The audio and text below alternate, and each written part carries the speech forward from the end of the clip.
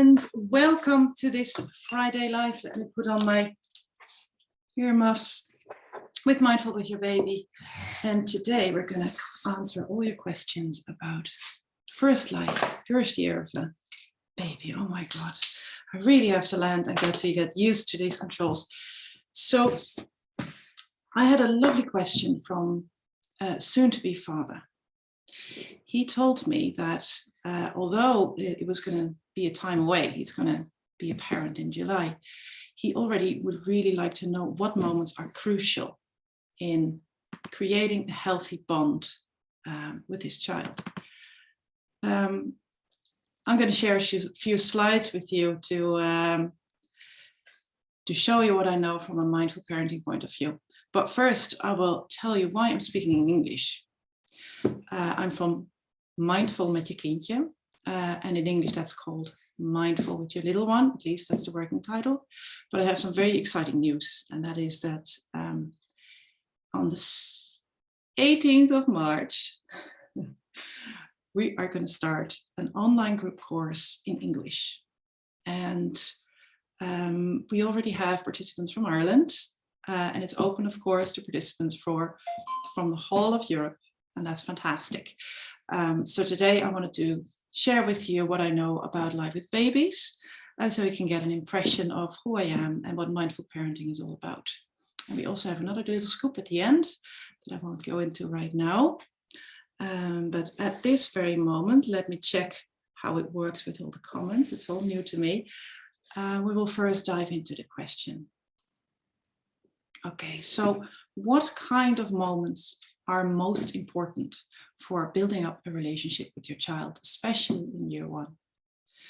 Right, so what may be interesting to know is that this dad is going to be a co-parent, so he won't be with the child all the time. So it's more important, actually, just like another person with already a busy life, how can you make those moments count that you're together? And I'm going to rephrase that into a bit of jargon. That is, how do you nurture secure attachment in the first year? A secure attachment is one of the foundations that your child builds its own internal security and self-confidence on. And it's becoming more and more apparent how vital it is to have that relationship between parent and child solid and sensitive. And with sensitive, I mean sensitive to the signals and interactions with a baby. Yeah, so the groundwork of becoming a healthy, balanced, resilient adult is really being done in a parent-child relationship or in another caregiver's relationship if that person is taking care of the child a lot of the time. Now, sometimes that can sound really scary. It's like, okay, I have to make sure my child is attached securely, that my child feels safe. But it's also in infant mental health, which is the field that the courses I give are based on. It's also clear that if a child has a healthy attachment to one of the parents, that is already pretty good for laying a foundation. It's already enough for a child to become secure in itself. Yeah, so with older children, the world also, the environment also starts to play a big part. But for a newborn, it's really the parent-child interaction that is all of its world. Yeah, so how do you do that then? I'm going to dive in a bit of theory in a moment.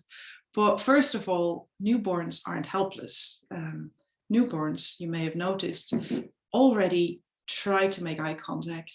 They already try to imitate you. They will try to mimic sounds. They will discover their hands when they see you move. Of course, their empathy is already activated, which would mean that they learn to read and recognize your emotions. So all these things are already present in a newborn. And basically all you have to do is to feed that. So just to be sensitive that when your child takes initiative, they say, this is a moment. Hey, hello, I'm here. And many parents do this automatically, but especially with newborns, it's good to realize that they're already a human being. They're already a person and they already love interaction. And at first, especially as newborns generally sleep a lot, it can help to specifically become aware of your interaction during care. So that's just the easy say, okay, if I want to focus on this and not just let it naturally happen, then the interaction during care is a very, very, very good moment. Your child has usually been rested, has slept, for example, and then when you change a nappy, you know, the touch in itself is already interesting to a child, and you can play a little bit, you can use words. Even infants, newborns are already attuned to the sound of your voice and to the words that you're saying. They're super interesting, even if they don't understand language yet, but they're learning through you interacting with them. So it's changing nappies, it's feeding, of course, first bottles, but later on also food, discovering things together. And it's also a lot of touch. Of course, you can't even see sharp when you're just born. And your whole world is very up close. You know, you can see sharp, I think, about here, and it slowly expands further. So the closer you are to your child, the more clearer you're visible, the more easily you're filtered out from the background noise. And also touch. Touch for newborn is super important. It's how they feel the edges of their body. They've just been in a womb for 9 months. Now they're outside, and just feeling that touch from hands, but also on bare skin, gives that pressure and sense of boundaries, if you like. Oh, this is my body, this is where am I? That's one part. The other part, of course, when you're this close, your child will also pick up even your heart rate. And yours is naturally slower, even when you're stressed. Baby's heart goes very fast. And even that can help regulate some of the stress. The warmth that comes from your body. Babies are not great yet at regulating their own body temperature. And then, of course, if we go less scientific, there's lots of people that will see it as an energy exchange, as a child immersing itself into your little world. The other way around as well, when you see, touch, smell your child, it also helps you to release all those lovely hormones in your brain to create this bond from your end of things. So hold it a lot. I've been told before I got a baby that you can't spoil a newborn. You really, before 5 or 6 months old, when a child becomes more aware of their effect on the environment, it's impossible to spoil a baby with attention and care. Yeah, and that will bring me to a next topic, and that's that of distress. So although a child can already self-regulate a bit, and I will show that later by looking away, for example, when it's born, the foundation of emotional stability and, well, self-confidence even is laid with co-regulation. And that's a term that is used to describe, well, you can read it here yourself, that you help to regulate stress in interaction with a caregiver. And usually that's best done with the person that's closest to you, so one of your parents. Now, how does that go?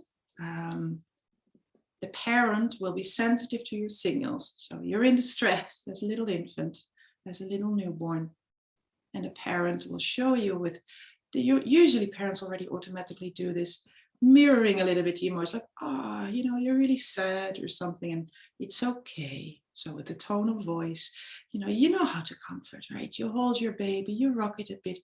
All these things help a child to understand that distress is not something to remain panicked about, but it's manageable, it's part of life, it will pass, and a parent shows that you can really learn how to deal with that in a compassionate and calm way.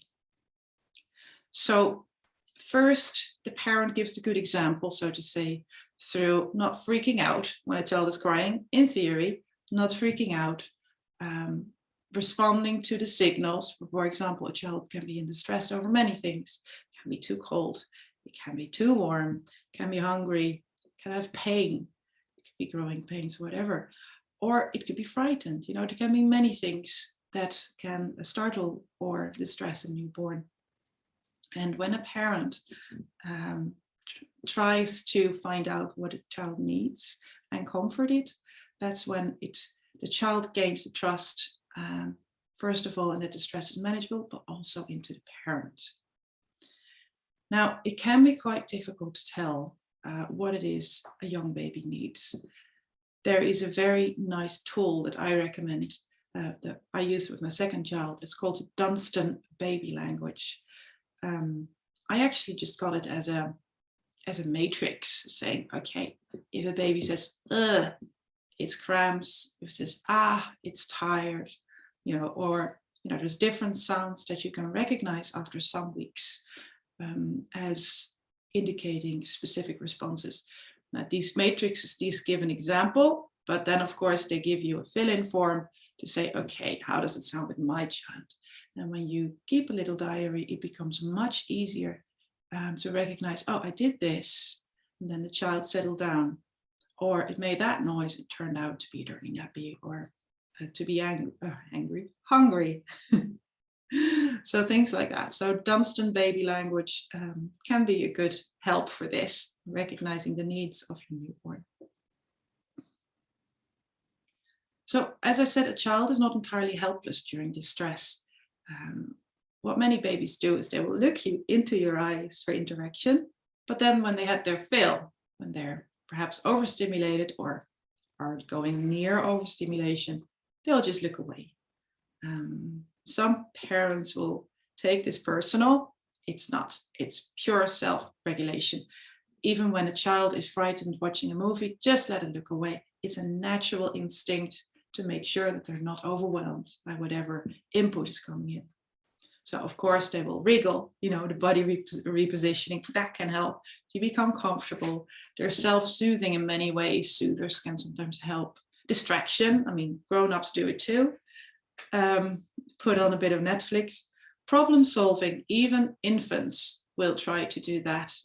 Even babies, especially when they can use their hands, will try to, for example, find a soother or pull away something they don't like, anything like that. And of course, there's venting. And with venting, we all know what that looks like with a baby. I had a baby that grunted, which was hilarious. She hardly cried. She grunted, like that. Or it can be all kinds of crying. And when they start speaking, it just can be plain old giving out. So babies are born with that. And it also helps you, if you're conscious of it, to see, okay, my baby's out of balance. See if you can support the self-regulation, or if it's not enough, you can help by co-regulation. Now, there is another tool from attachment parenting. There is a lovely overview of that, and it's called the circle of security. Now, let me catch a breath, because I feel that I'm maybe a bit going too fast. Yeah, so this circle of security is about how you can respond sensitively to your child's need. And I find this one crucial. It's also part of the courses. It's crucial because as a parent, you tend to think that you have to be available all the time. And not just available, but also that you have to be interacting, that you have to be controlling, supporting, all these things. You have to be constantly active with your child. And that can be absolutely exhausting, right? Of course, that's one of the problems for young parents, is that they no longer have time to themselves. And how can you then relax into being together with your child? Now, one of the ways is to see where your child is.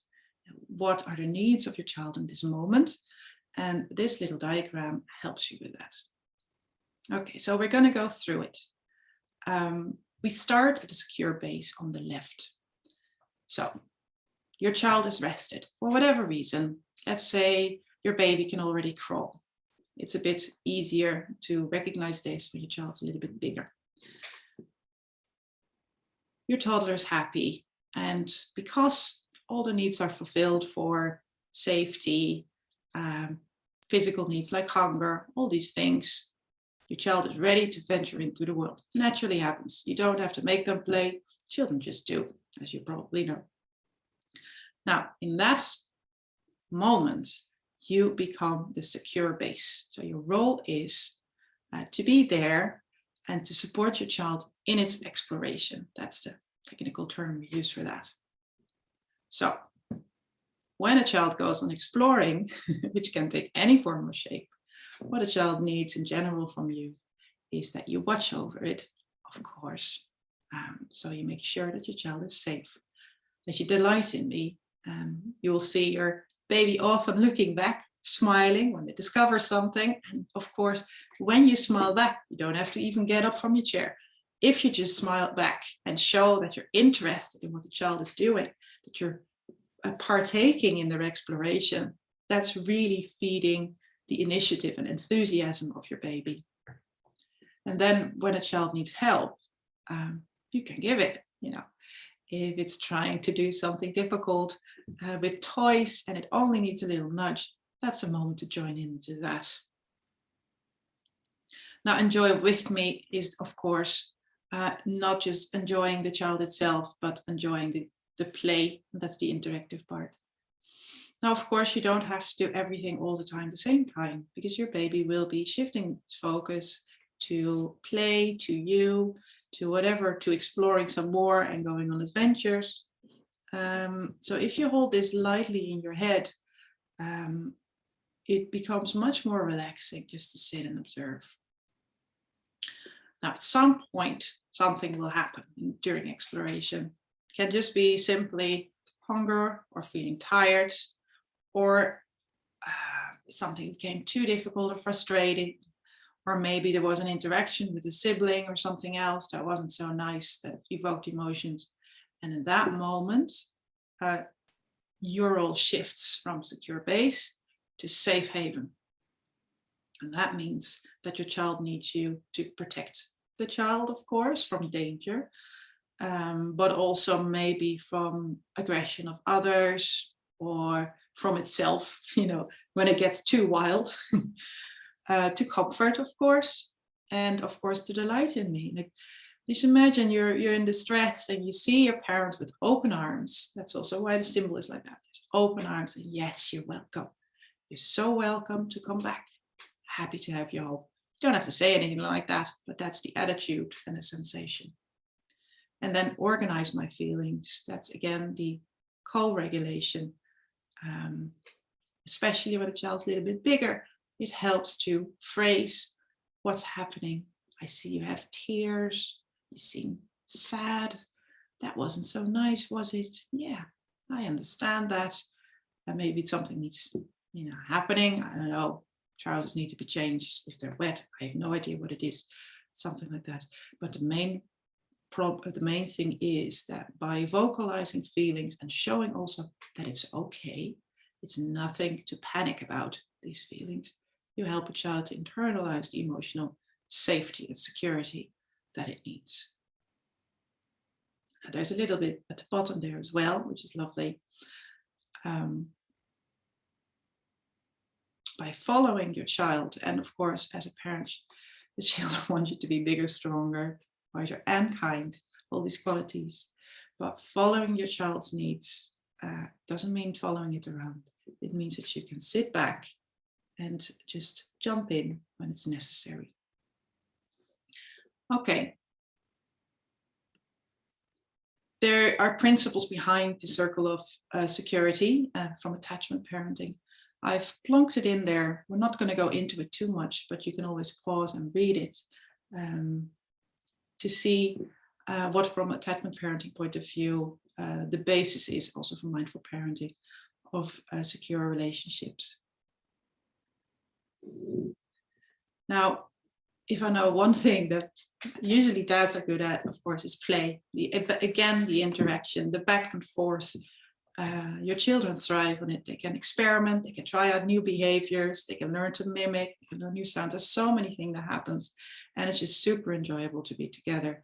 So if I had any advice to the question, you know, what moments are most important, I would say whenever your child initiates contact with you, when you're welcoming and when you join in, of course, those are the most important. And when a child is in distress. So when you help your infant to regulate their distress, to be comforted, even if they can't stop crying, it's still very important that you're there for touch or, you know, sort of a secure boundary around the situation, but also to show that it is okay. Even if it doesn't feel okay for a child, when you're there to show that it's not the end of the world, you give a child an example of how, well, I've said it 100 times before, of how being human is okay. I've written a few posts on this about comforting an infant. The last one is in Dutch. I hope to translate it somewhere coming week and add it to it, especially if it feels like inconsolable crying, if it goes on forever. And what else is important? Yeah, if we go on to the next slide. So, oh, lovely. I've placed myself right over the word webinar. But sensitive parenting is only possible when you're not stressed out of your mind. So how do you regulate yourself so that you actually can be present and actually can enjoy and also respond fittingly to what your child is asking? Well, in this free webinar, it lasts an hour. I will tell you all about it and we will practice together. It'll set you up for learning certain techniques that you can apply during stress. And also, you know, how are you fully present when you're all antsy and you want to grab your phone? You're not actually that angry or the stress in that sense, but it's just difficult to remain in the moment with your beautiful child. We also have an exercise for that, and that's observing your child with full attention. There's audio from both of it, and later today, those will come online. Okay, so the news part. So mindful with your little one, or mindful met je kindje, we'll give, woohoo, not only a free webinar in a few weeks, but we'll also start a group course for a maximum of 6 parents and their babies on the, I said, 18th of March. That's great. Sign up will open tomorrow. If you want to, you know, keep on top of all the news and tips in English or in Dutch, from tomorrow onwards, you can also sign up for what I call inspiration shots. And then you won't miss the webinars, you won't miss the Facebook Lives on Friday and all these things. And then the last bit of news that I'm really excited about is that the developer of the course, Dr. Eva Pothārst, has translated not only the course, of course, but also the audio. And I was really happy to be able to help with the translation and narrate them. And next week, and I'll announce when, those will become available as a collection of guided meditations that you can download and set yourself up with. So, dear father-to-be, I hope this answered your questions. And if you have additional questions, leave a comment and hopefully I'll get back to them on another Facebook Live. So the coming month, I'll be alternating Dutch and English. So today was English, next week it's Dutch again. But then on February 11th, you can follow a Facebook Live again or join the free webinar and I will post a link to sign up in the comments of this video or in the event information. I have to figure that out still. All right, well, I wish you all a lovely time today and I hope to see you next week. Bye-bye.